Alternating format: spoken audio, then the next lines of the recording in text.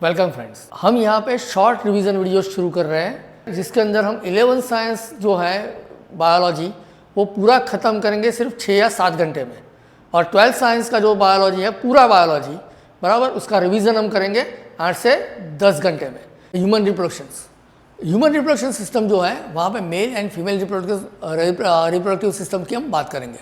Reproductive events in humans में क्या होता है? सबसे पहले गैमेटोजेनेसिस माने गैमेट्स फॉर्मेशन होगा, उसके बाद इंसेमिनेशंस माने गैमेट्स जो है जो मेल गैमेट्स हैं वो फीमेल गैमेट्स तक पहुंचाया जाएगा, उसके बाद होगा फर्टिलाइजेशंस, इसके बाद होगा इम्प्लांटेशंस। अब देखो यहाँ पे फर्टिलाइजेशन जो है वो इनर है माने फीमेल बॉडी के अंदर हो रहा है, तो वहाँ पे वो इम्प्लांट होगा, उसके बाद वहाँ से डेवलपमेंट होगा, that is known as gestations means gestations, और उसके बाद आएगा birth of the baby that is a पार्चुरेशंस।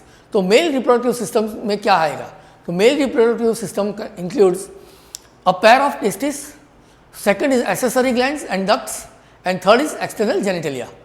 Testes are located outside the abdominal cavity within the scrotum. देखो इसको स्कर्टम में इसलिए रखा गया है क्योंकि जब हम गैमेटोजेनेसिस यहाँ से जो स्पर्मेटोजेनेसिस देखेंगे तो उसके लिए हमें बॉडी टेम्परेचर से थोड़ा टेम्परेचर कम चाहिए, क्लियर? तो इसीलिए उसको बॉडी के बाहर स्कर्टम में रखा गया है। तो स्कर्टम acts as a temperature regulators, clear? Testes contain seminiferous tubules that contain two types of cells. One is a spermatogonia, that is a male sperm cells, and second is the Sertoli cells. जो जब germ cells होंगे, एक बात आप याद रख लो कि जो भी गैमेट्स होंगे तो गैमेट्स को न्यूट्रिशन देने के लिए उसके नज़दीक में कोई और सेल भी होगा। तो Sertoli cells which provides the nutrition to the spermatids or you can say sperms. Outside the seminiferous tubules there are Leydig cells. Leydig cells are also known as the interstitial cells and they secretes the male hormone testosterone. माने जो यहाँ पे बाहर का जो seminiferous tubules के बाहर का जो है they are meaning वो जो है वो Leydig cells से बना हुआ है, और Leydig cells का मेन जो काम है वो टेस्टोस्टेरोन प्रोड्यूस करना है, clear? Male sex accessory ducts, accessory ducts में हमारे पास क्या है? तो rete testis, vasa efferentia, epididymis and vasa deferens, ये हमारी एसेसरी डक्ट्स है, क्लियर? देखो डक्ट्स और ग्लैंड में कभी भी आप मिक्स मत करना, ये चार जो है वो डक्ट है। Male external genitalia includes the penis, it facilitates the inseminations, माने एक्सटर्नल जेनिटेलिया है वो इंसेमिनेशंस में मेल गैमेट्स को फीमेल गैमेट्स तक पहुंचाने में हेल्प करता है। Now the male accessory glands, अब देखो एसेसरी ग्लैंड्स की बात आती है, तो एसेसरी ग्लैंड्स में क्या है? Seminal vesicles, prostate glands and bulbo urethral glands, clear? तो ये जो तीन है वो सब मिला के जो भी बनेगा उसको हम बोलेंगे सीमेन, कि जिसके अंदर इन जो एसेसरी ग्लैंड्स है उसके भी सिक्रीशंस होंगे और मेल गैमेट्स माने स्पर्म भी होंगे, clear? Now female reproductive systems, तो it consist of the pair of ovaries, a pair of oviducts means fallopian tubes and uterus, clear? Vagina, external genitalia and a pair of mammary glands. देखो mammary gland जो है directly आपका sexual organs नहीं है, but फिर भी इसको हमने यहाँ पे काउंट किया गया है। तो female accessory ducts are oviduct, uterus and vagina, ये आपकी एसेसरी डक्ट्स है। The fallopian tube is divided into isthmus, ampulla and infundibulum. Uterus has a 3 layers, one is a perimetrium, then myometrium and endometrium, clear? तो ये 3 layer से बनी है, clear है? Female external genitalia है, उसमें मेन ऑर्गन्स कौन सा है? Mons pubis, labia majora, labia minora, hymen and clitoris, clear? Structure and the function of the female reproductive systems, clear? तो उसमें क्या आएगा? पेयर ऑफ ओवरीज बराबर pair of oviducts, uterus, clear? वो तो हो गया। नाउ गैमेटोजेनेसिस, अब मेल और फीमेल गैमेट बनते कैसे हैं? तो यहाँ पे दोनों अलग अलग है, स्पर्मेटोजेनेसिस अलग है और oogenesis अलग है, क्लियर? तो पहले हम बात करेंगे स्पर्मेटोजेनेसिस की। तो gametogenesis is involve the formation of the male and the female gametes in the male and female genital organs respectively. It involves the 2 processes, spermatogenesis and oogenesis। अगर मेल है तो स्पर्मेटोजेनेसिस, अगर फीमेल है तो oogenesis। Now spermatogenesis is the process of formation of the haploid sperm from the diploid spermatogonia. Spermatogonia में से पहले क्या बनेगा? प्राइमरी स्पर्मेटोसिस्ट बनेगा, वहाँ पे मियोसिस करके वो सेकेंडरी स्पर्मोसिस्ट में जाएगा, then again it divides into divides and meiosis 2 होगा, उसके बाद वो बनेंगे स्पर्मेटिड्स, क्लियर। और स्पर्मेटिड्स जो है वो आगे जाके मैच्योर स्पर्म में कन्वर्ट होंगे। तो now we come to the spermiogenesis. देखो यहाँ पे सिर्फ स्पर्मेटोजेनेसिस से काम नहीं चलता, क्योंकि स्पर्मेटोजेनेसिस से आपके स्पर्म तो बन गए बट अभी वो मैच्योर नहीं है, तो उसको मैच्योर करने के लिए स्पर्मियोजेनेसिस की जरूरत पड़ेगी। तो it is the process of transformation of the spermatids into the matured spermatozoa और you can say sperm cells, clear. Spermiation is the process of release of the mature spermatozoa into the lumen of the seminiferous tubules। और ये जो seminiferous tubule है वहाँ पे आपका spermiogenesis होता है, क्लियर, कि जहाँ पे ये जो मैच्योर होते हैं स्पर्म जितने भी हों। Hormones involve in the spermatogenesis, तो यहाँ पे कौन सा हॉर्मोन्स आएंगे? First is the gonadotropin releasing hormones, clear, GnRH। Then stimulates anterior, जो एंटीरियरी पिट्यूटरी को आपका जो है स्टिमुलेट करेगा। वहाँ से दो हार्मोन आएंगे LH एंड FSH। LH माने ल्यूटिनाइजिंग एंड FSH माने फॉलिकल स्टिमुलेटिंग हार्मोन्स। दे जो LH है, अब यहाँ पे LL याद रखना, LH जो है वो लेडिंग सेल्स पे काम करेगा और वो एंड्रोजन का जो सिक्रीशन है उसको हेल्प करेगा, जो स्पर्मेटोजेनेसिस की शुरुआत करवाएगा, क्लियर। दूसरा जो है that is a follicle stimulating hormones. They acts on a Sertoli cells, ये सर्टोली सेल्स पे काम करेंगे। Secretion of the some factors, कुछ फैक्टर्स वो सिक्रेट करेंगे जिसकी वजह से स्पर्मियोजेनेसिस होगा, क्लियर। तो sperm is made up of 3 parts. Head that is the anterior portion is covered by the acrosomes. अब हेड वाला जो पार्ट है उसमें आगे वाला जो पार्ट है उसको हम बोलते हैं acrosomes. It is a cap like structures जो कि आपका फीमेल गैमेट है वहाँ पे इंसर्ट करने में इसको हेल्प करेगा, which helps in the fertilization of the ovum. देखो यहाँ पे एक्रोसोम्स में बहुत सारे आपके पास एंजाइम्स और ये है, क्लियर। तो इसमें से सबसे इम्पॉर्टेंट है हाइल्यूरोनिडेज, कि जो ओवम की जो वॉल है उसको ब्रेक करेगा। उसके बाद आता है मिडल पीस। मिडल पीस जो है वो contains the mitochondria and provides energy. देखो उसको स्विम करके जाना है स्पर्म को, तो इसके लिए उसको एनर्जी चाहिए। तो मिडल पीस में ढगलाबंद माइटोकॉन्ड्रिया है, बहुत सारे माइटोकॉन्ड्रिया है जो उसको एनर्जी देता है। And lastly is the tail, जिसकी मदद से वो स्पर्म जो है वो मूवमेंट करता है, क्लियर।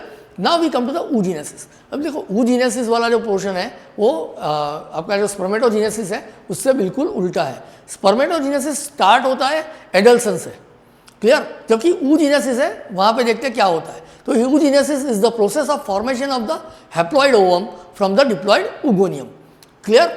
तो oogenesis में पहले oogoनियम से प्राइमरी oocyst, इसमें पहला मियोसिस होगा। यहाँ ये जो मियोसिस होगा यहाँ पे दो जो है अनइक्वल सेल्स बनेंगे, तो इसमें से एक सेकेंडरी oocyst बनेगा और एक फर्स्ट पोलर बॉडी बनेगा। अब फर्स्ट पोलर बॉडी का क्या होता है वी डोंट नो, है ना, वो निकल जाता है वहाँ से। उसके बाद उसमें सेकंड मियोसिस होगा। सेकंड मियोसिस भी आपका जो है वो अनइक्वल है, तो उसमें से एक ओवम बनेगा और एक सेकंड पोलर बॉडी बनेगा। यहाँ पे भी ओवम जो है वो फिर आगे मैच्योर एक सेल में जाएगा। सेकंड पोलर बॉडी का क्या होता है that we don't know, clear. तो various stage of the primary oocyst में क्या होता है कि प्राइमरी oocyst में से पहले प्राइमरी फॉलिकल, वहाँ से सेकेंडरी फॉलिकल, सेकेंडरी से टर्शरी फॉलिकल्स और लास्ट में मैच्योर्ड ग्राफियन फॉलिकल्स बनेंगी। Ovulation is the process which releases of the ovum from the ovary, clear. Ovary से ओवम रिलीज करने की जो प्रोसेस है उसको हम बोलते हैं ओव्यूलेशंस। एवरी मंथ ये होता है और इसीलिए every month we have a menstruation cycles, क्योंकि हर बार जो ओवम है वो फर्टिलाइज नहीं होता है, तो अनफर्टिलाइज ओवम को बाहर बॉडी से बाहर निकालने के लिए मेंस्ट्रुएशन साइकिल की जरूरत पड़ती है। मेंस्ट्रुएशन साइकिल शुरू होती है मेनार्क से, दैट इज मेनार्क माने first occurrence of the मेंस्ट्रुएशंस at puberty. जैसे ही फीमेल जो है वो प्यूबर्टी की एज पे पहुंचती है तो मेनार्क से उसकी ओवम प्रोडक्शन जो है वो शुरू हो जाता है और वो चलता है 50 ईयर्स तक, माने 45 to 50 ईयर्स तक, जिसको हम बोलेंगे मेनोपॉज।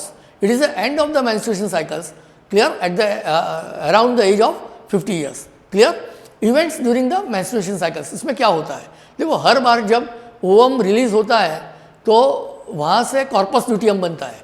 जो आपकी ग्राफियन फॉलिकल टूटी हुई है वहाँ से क्या बनता है, कॉर्पस ल्यूटियम बनता है। और वो हर बार यही सोचता है कि भाई इम्प्लांटेशन होगा, तो वो पूरी तैयारी करके बैठता है। अगर इम्प्लांटेशन नहीं होता है तो ये कॉर्पस ल्यूटियम वाला जो पार्ट है वो ब्रेक हो जाता है और उसके साथ वहाँ पे जो कैपिलरीज थी वो भी ब्रेक जो हो जाती है, तो ब्लड फ्लो शुरू होता है और उसके साथ जो आपका जो गैमेट है वो भी बाहर निकल जाता है। तो menstruation phase is involves the process of menstruations. If the egg does not get fertilized, the endometrium breaks. जो एंडोमेट्रियम की लाइनिंग थी वो टूट जाएगी and is release out from the vagina in the form of blood. Clear? Follicular या तो proliferative phase. Proliferative phase में क्या होगा? It involves increase in levels of FSH and LH। Clear? Release of the FSH hormone stimulates the primary follicle. अब ये जो है वो प्राइमरी फॉलिकल को स्टिमुलेट करेगा to change into the matured Graafian follicles, और वो ग्राफियन फॉलिकल में कन्वर्ट होगा। Release of the LH hormone, माने इसको बोलेंगे LH सर्ज, जहाँ पे बहुत अचानक से LH का लेवल जो है वो बहुत बढ़ जाएगा, जो क्या करेगा? आपका ओवम जो है उसको ग्राफियन फॉलिकल से रिलीज करवाएगा। क्लियर? ओव्यूलेटरी फेज जो है it is characterised by ovulation और release of the ovum from the Graafian follicle due to the high level of LH hormones. मैंने बोला it is known as LH surge. तो luteal phase जो है it is characterised by the rupture of the Graafian follicles in the corpus luteum. जो Graafian follicle टूटी है, जहाँ से ओवम रिलीज हुआ था, वहीं से कॉर्पस ल्यूटियम बनेगा। Clear? In the absence of the fertilisation the corpus luteum जो है वो भी डिजेनरेट हो जाएगा and the corpus luteum secretes progesterone. देखो प्रोजेस्टेरॉन है वो बहुत ही इंपॉर्टेंट है प्रेगनेंसी को कंसीव करने में। क्लियर? क्योंकि प्रोजेस्टेरॉन का लेवल अगर नीचे गया बराबर तो मिसकैरेज की चांसेस बढ़ जाते हैं। क्लियर? तो progesterone is important during the pregnancy as it prepares the endometrial wall of the uterus for the implantation. तो यूटेरस की वॉल जो है उसको इम्प्लांटेशन के लिए तैयार करता है। Now fertilisation and implantation.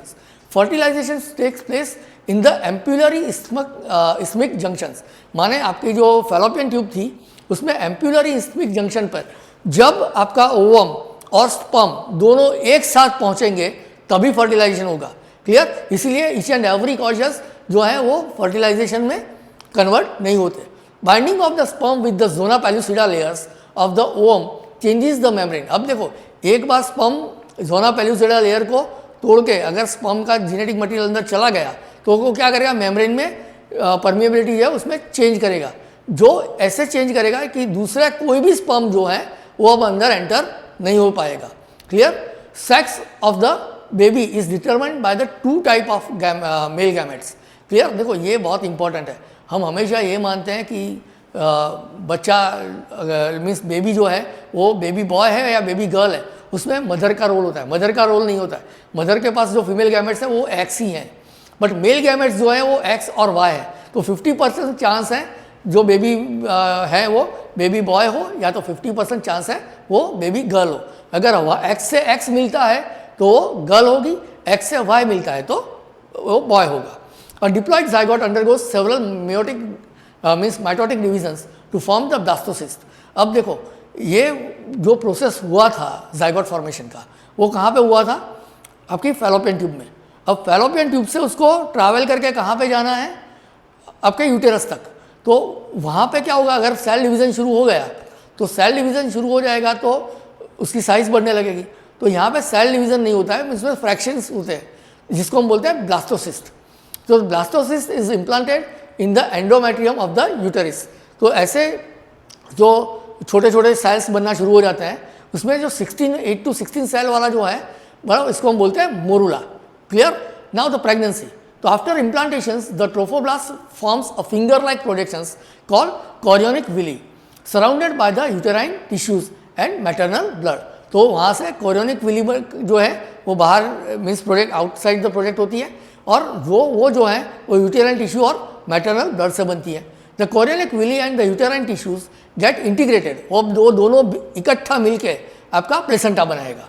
Now placenta is the structural and the functional unit between the embryo and the maternal body, माने मदर और जो फिटस है उसके बीच का ये जो है ये आपका फंक्शनल यूनिट है। Clear? Structural and functional unit. It is connected to the embryo through the umbilical cord. Umbilical cord से वो एम्ब्रियो से जुड़ता है। क्लियर? और placenta acts as a permeable membrane and allows diffusion of the substance through it.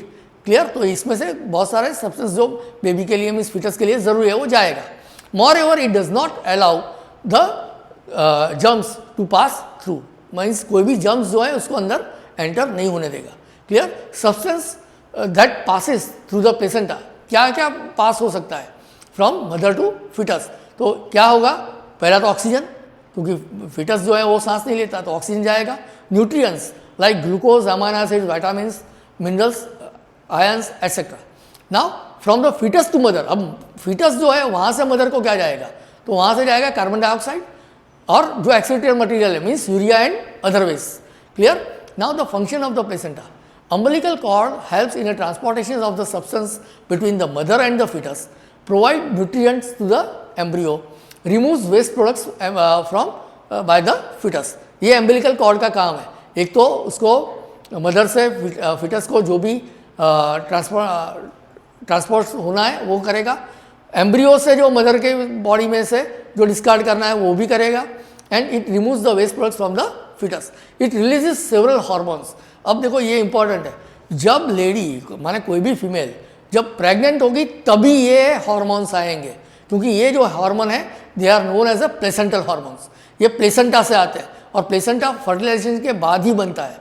तो यहाँ पे सबसे पहला हार्मोन है ह्यूमन कोरियोनिक गोनाडोट्रोपिन्स माने HCG, दूसरा है human placental lactogen that is HPL, third is oestrogen and second is progesterone. अब जो एस्ट्रोजन एंड प्रोजेस्टेरोन जो है वो ओवरी की जो वॉल थी वो बना रही थी, बट एक बार प्लेसेंटा फॉर्म होने के बाद ये भी क्या है, प्लेसेंटा ही बनाएगा। आफ्टर दैट जब पार्चुरेशन की बात आएगी तो वहाँ पे हमें दो हार्मोन्स की ज़रूरत पड़ेगी, one is oxytocin and second is relaxin. तो relaxin is secreted by the ovary. Relaxin, HCG and HPL they are release only during the pregnancy. ये सिर्फ और सिर्फ प्रेगनेंसी में ही आपको देखने को मिलेगा। After 9 months of the pregnancy the foetus is ready for deliver. अब जब फिटस जो डिलीवरी के लिए तैयार होता है तो पता कैसे चलेगा कि भाई अब टाइम आ गया। तो यहाँ पे क्या होगा, यहाँ पे जो फिटस जो है वहाँ से बहुत ही कम मात्रा में मीन्स बहुत ही यू कैन से आपका स्ट्रेस अमाउंट में है ना, यहाँ पे ऑक्सीटोसिन आएगा। अब जैसे ही वो ऑक्सीटोसिन आया आपके पिट्यूटरी को पता चलेगा कि ऑक्सीटोसिन है, फिर वहाँ से ऑक्सीटोसिन शुरू होगा जो कि पार्चुरेशन की जो प्रोसेस है उसको शुरू करवा देगा। तो parturition is the process of the expulsion of the full term foetus. अब फिटस को बॉडी से बाहर निकलना है, एक्सपल्शन करना है of the from the uterus. It is induced by the hormone oxytocin. Clear. जैसे जैसे ऑक्सीटोसिन की मात्रा बढ़ती है वैसे वैसे आपके जो रिफ्लेक्सेस जो है वो फास्ट होते जाते हैं। और after oxytocin there is a relaxin, वो रिलैक्सिन आता है और रिलैक्सिन जो है वो लैक्टेशन की शुरुआत करता है। तो it is the process of the producing milk after the birth of the baby and the hormone involve in the lactation is prolactin. Clear. तो यहाँ पे प्रोलैक्टिन की वजह से क्या होगा, बेबी के बर्थ के बाद लैक्टेशन शुरू होगा जहाँ से बेबी को फीडिंग मिलेगा।